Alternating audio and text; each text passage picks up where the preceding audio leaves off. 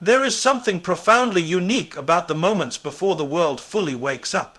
It is a time that exists almost outside the noise of daily life, a quiet opening where your mind has not yet been claimed by responsibilities, expectations, or distractions.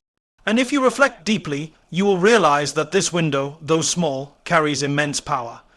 It is here that the tone of your entire day is set, often without you even noticing it. Most people begin their mornings in a state of reaction rather than intention. The alarm rings, and almost immediately the mind is flooded messages, notifications, worries about work, unfinished tasks from yesterday. Before the body has even fully awakened, the heart is already racing to catch up with a world that feels demanding and urgent. But this is precisely where the mistake lies. When your first engagement with the day is chaos, you subconsciously accept chaos as your baseline. Now consider an alternative approach. Imagine waking up and resisting the urge to immediately connect with the outside world. Instead, you sit in stillness, even if just for a few minutes. You allow your thoughts to settle, not by force, but by awareness.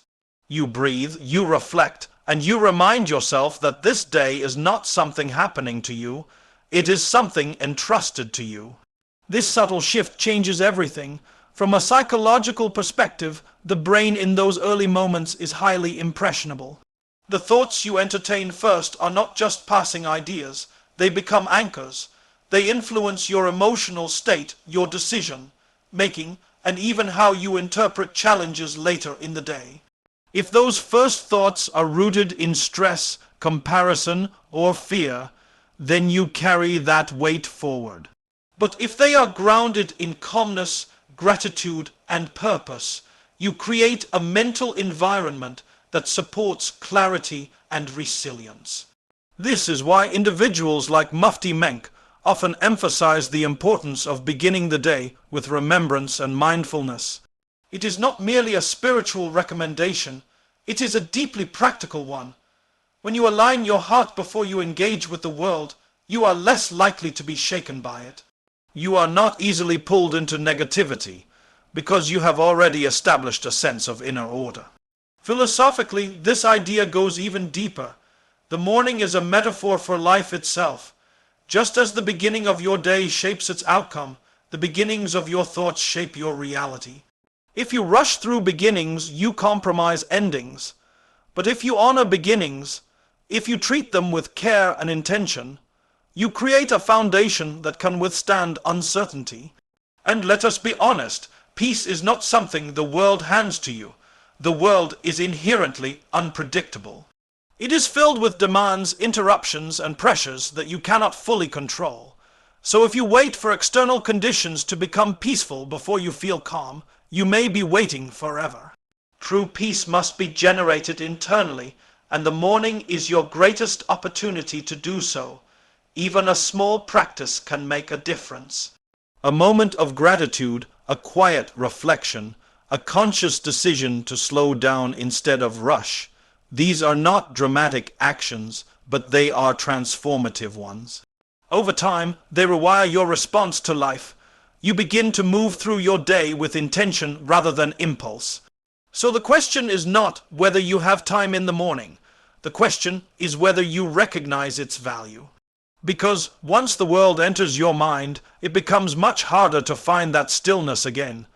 If you want a peaceful life, don't wait for peaceful days, create peaceful beginnings. If you pay close attention to your inner world, you will notice that the day does not begin with your actions. It begins with your thoughts. Before you speak to anyone, before you step into your responsibilities, there is a quiet internal dialogue already shaping how you will experience everything that follows. And most of the time, this dialogue is automatic. It is unfiltered, unexamined, and yet incredibly powerful. The mind, in many ways, functions like a compass. It does not simply react to the world, it directs you through it. When the first thoughts of your morning are scattered, anxious, or negative, you are not just having a bad moment, you are setting a direction. You are orienting yourself toward stress, toward pressure, toward a sense of being overwhelmed. And once that direction is set, every small inconvenience throughout the day begins to feel heavier than it actually is. But here is the reality that many overlook. Your first thoughts are not fixed. They are not something imposed upon you without choice. With awareness and discipline, they can be guided, shaped, and even transformed. The challenge is that this requires intention.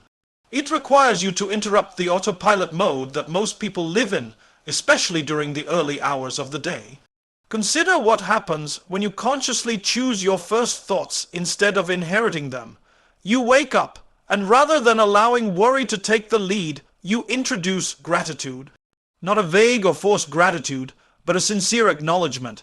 Another day, another opportunity, another chance to grow, to correct, to improve. This single shift may seem small, but psychologically it alters your entire framework. Gratitude reduces the brain's tendency to focus on threat and lack, and instead opens it to possibility and purpose. This is why voices like Mufti Menk consistently remind us to begin with intention. Because intention acts as a filter. It determines how you interpret what happens next. Two people can face the same situation, yet respond completely differently, not because of the situation itself, but because of the mindset they carried into it. When your first thought is grounded in purpose, you are less likely to be shaken by disruption. You see challenges not as interruptions, but as part of the journey. There is also a philosophical dimension to this that deserves reflection. Your thoughts are not just reactions, they are creative forces. They shape your perception, and perception shapes reality. If your internal narrative is filled with doubt, fear, or frustration, then even moments of ease will feel incomplete. But if your narrative begins with clarity and calm, then even difficulty can be approached with balance. Now, this does not mean ignoring problems or pretending everything is perfect. It means choosing the lens through which you view your circumstances. It means recognizing that while you may not control every event, you do have influence over your interpretation of those events. And that influence begins the moment you wake up. What makes this even more important is the cumulative effect. One negative morning may not seem significant, but repeated over days, weeks, and months, it becomes a pattern. It becomes a mindset that defines your life. The same is true for positive, intentional thinking. When you consistently begin with clarity and gratitude, you build a mental resilience that carries you through uncertainty.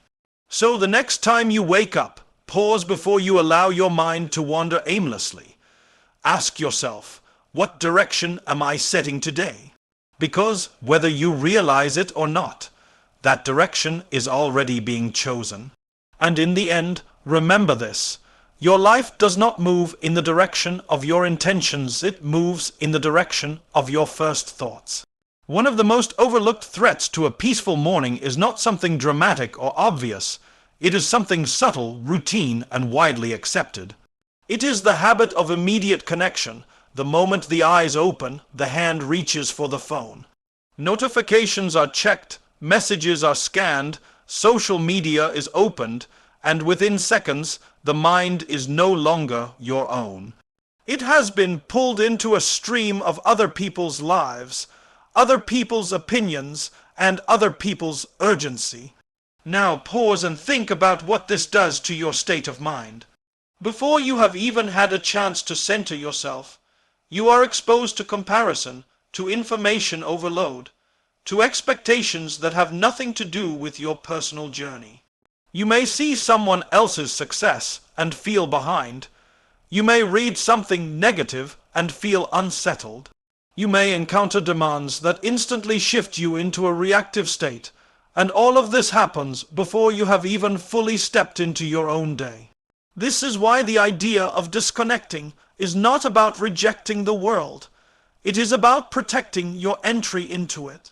There is a difference between engaging with the world from a place of stability and being thrown into it without preparation. When you disconnect, even briefly, you create a boundary, a space where your thoughts are not influenced by external noise, where your emotions are not dictated by what appears on a screen. Psychologically, This is critical because the brain is highly sensitive in the early hours. It absorbs information quickly and assigns meaning to it almost instantly. When that information is fragmented, fast-paced, and often negative, it conditions your mind to operate in a state of distraction and mild anxiety. Over time, this becomes your default mode, and peace begins to feel unfamiliar. But when you intentionally delay that connection, something remarkable happens. You begin to reconnect with yourself. You become aware of your own thoughts rather than being consumed by others. You notice your breathing, your intentions, your emotional state. You give yourself the opportunity to ask deeper questions. What matters today? What kind of person do I want to be in the hours ahead? What is truly worth my energy? This is where the teachings of individuals like Mufti Menk resonate so strongly. The emphasis on remembrance, on quiet reflection, on grounding oneself before facing the world, is not simply spiritual guidance.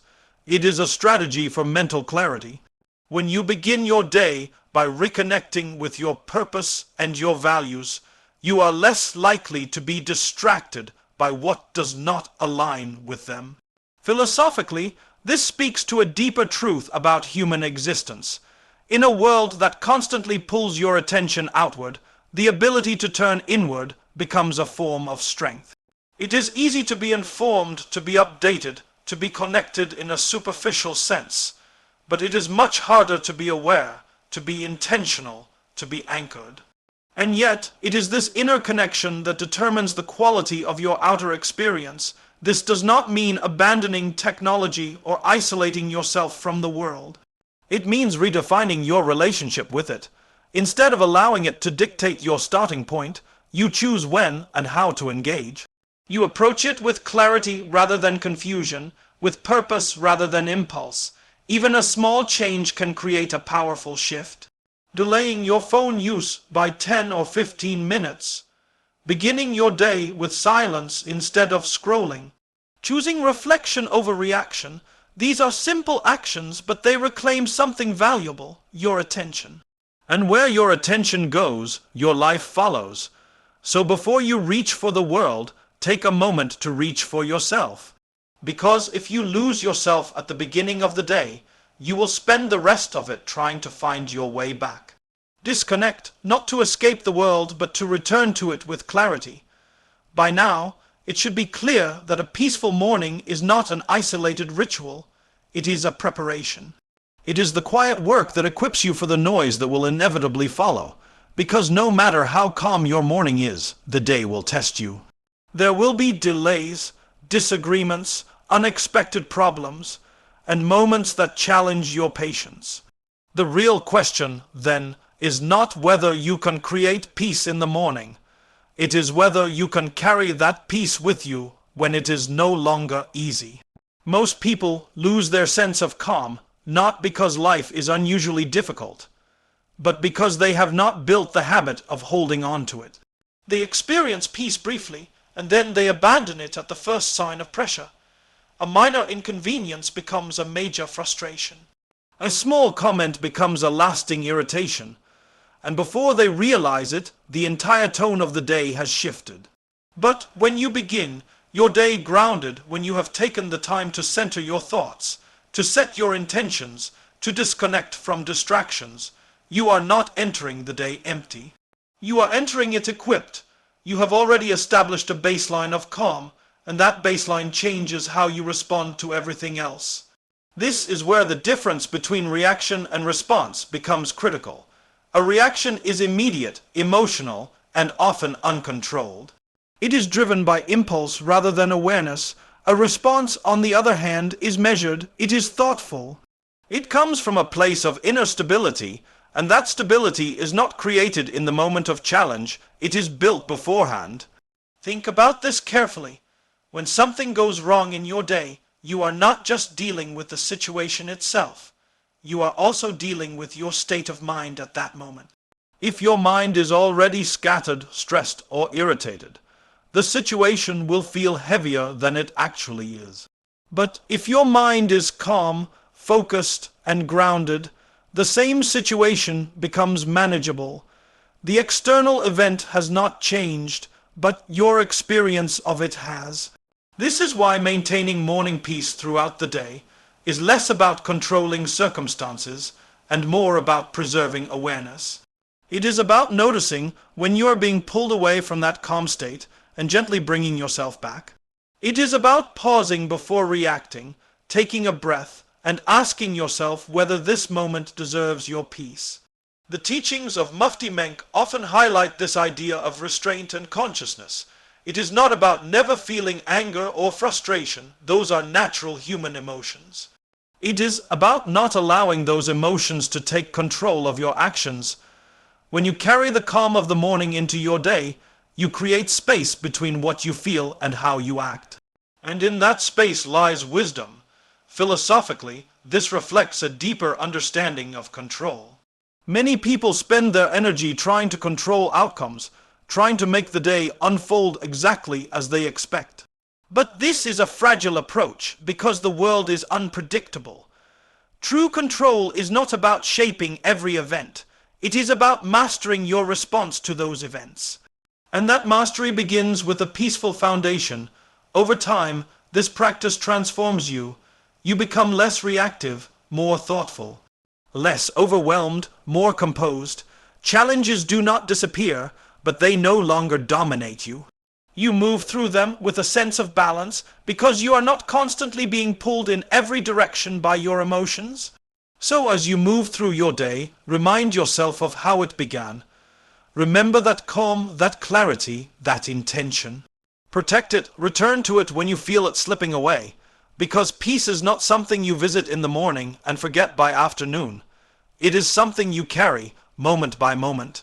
And in the end, understand this. A peaceful morning is powerful, but a peaceful response is life-changing.